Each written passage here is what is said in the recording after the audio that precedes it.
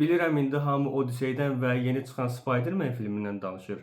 Amma mən çoxdandır 44 filminin nümayiş olunmasını gözləyirdim. Filmdəki başrol aktyoru İbrahim Çingizlə söhbət eləmək fürsətim olmuşdu. Mən onun üçün editlər düzəldirdim, o da götürüb öz səhifəsində paylaşırdı. Əgər videonu görsə özü də xatırlayacaq məncə məni və mənə belə bir filmin çəkiləcəyini demişdi. Və çəkiliş komandasının da çox keyfiyyətli bir iş ortaya çıxaracağını da mənə demişdi. Əgər girib YouTube-da treylerinə baxsınız, görəcəksiniz ki, həqiqətən də filmin büdcəsi də çox yüksək olub və çox keyfiyyətli bir iş ortaya çıxardıblar. Yəqin ki, ya 27 sentyabrda, ya da ki 8 noyabrda kinoteatrlara gələcək. Çünki vizyon tarixi tam olaraq bəlli deyil. İndi mən bir neçə fraqmentini göstərəcəm burada.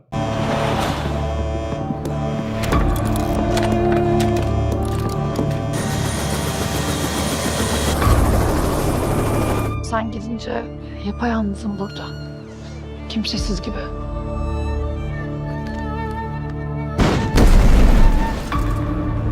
Teşekkür. Bu arada Zeynep ben.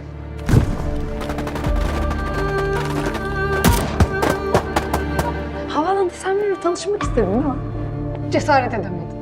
Oradakı vəziyyəti öyrənib mənə məhlul edirsən, aydındır? Oldu, tamam. Tələsmə.